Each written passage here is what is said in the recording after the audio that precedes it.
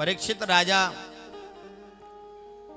से कलिकाल जैसे ही देखा कि 4 चीजों में तो वास दे ही दिया है, अब तो हमारा साम्राज्य हम बहुत तेजी से बढ़ाएंगे, फले फूलेंगे, ऐसा विचार करके पुनश्च याचमानाय जात रूप मदा प्रभु हो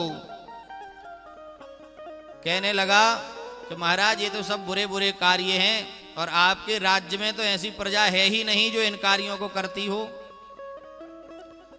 क्योंकि परीक्षित जी का धर्मनिष्ठ राज्य है। वहां दूर दूर तक गौहिंसक दिखाई नहीं देते हैं, अधर्म करने वाले दिखाई नहीं देते हैं।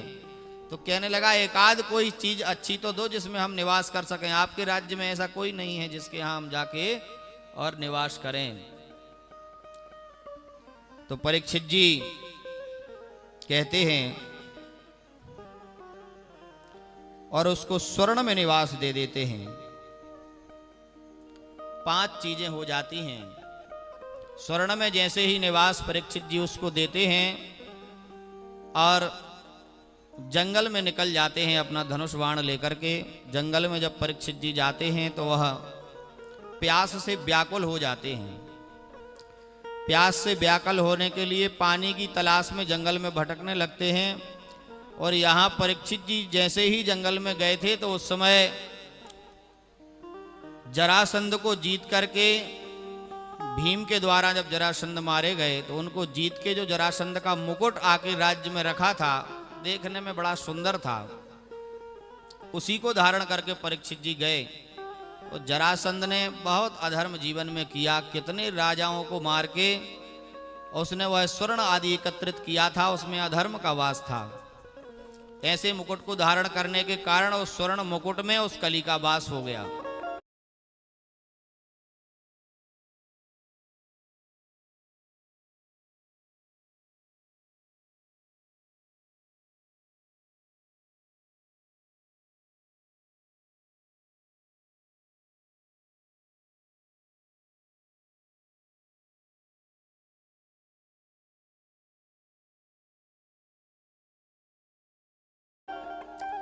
और परीक्षित जी जैसे धर्मनिष्ठ राजा की ऐसी बुद्धि फेर दी कि वहां पर समीक ऋषि तपस्या में बैठे हुए थे।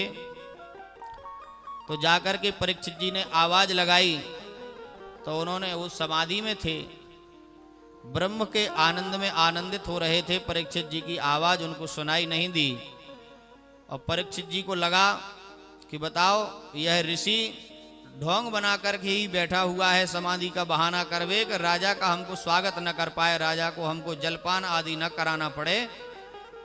तो ऐसे मन में विचार आया।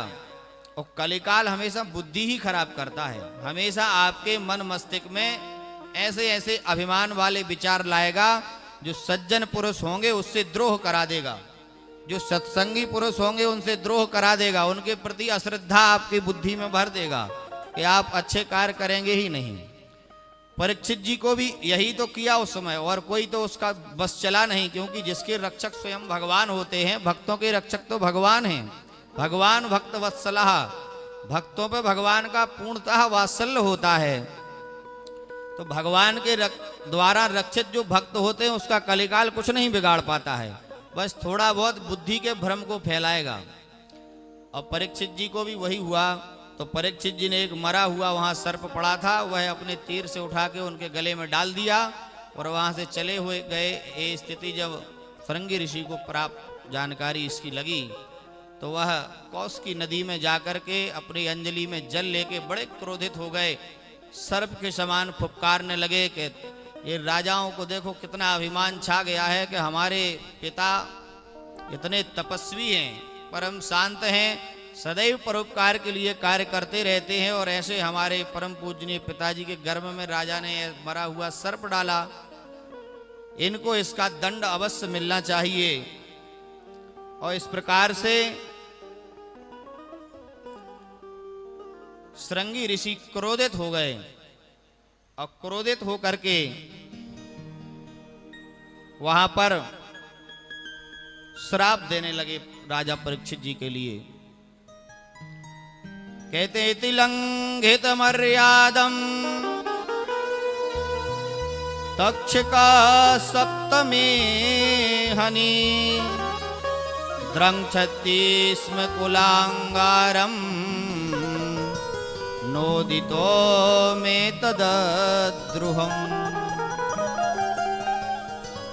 कहते हैं जिस राजा ने उस सर्प के कारण हमारे पिताजी का अपमान किया है, उस राजा को आज के सप्तवें दिवस उस सर्प दंश से ही उसकी मृत्यु हो जाएगी। इतना भयंकर का श्राप सुना और बड़े जोर जोर से रुदन करने लगे। रुदन की आवाज सुनते ही समीक ऋषि की समाधि भंग हुई। उन्होंने रुदन का कारण पूछा, उन्होंने सारा वृत्तांत बताया तो समीक ऋषि बड़े पश्चाताप हुआ। उन्होंने कहा अपने पुत्र से कि बेटा अभी तुम बालक हो, तुम ये नहीं जानते कि राजा परीक्षित कितने धर्मात्मा राजा हैं। तुमने बहुत गलत कार्य कर दिया है श्राप दे करके। जैसे धनुष से निकला हुआ बाण कभी वापस नहीं होता, ऐसे तपस्वी और ब्रह्मनिष्ठ ब्राह्मण का श्राप भी वापस नहीं हो सकता है। परंतु तुमने ये अच्छा कार्य नहीं किया है, क्योंकि धर्मात्मा राजा को श्राप दे दिया। आने वाले कम ही ऐसे राजा होंगे जो धर्म पूर्वक इस राज्य को चला पाएंगे।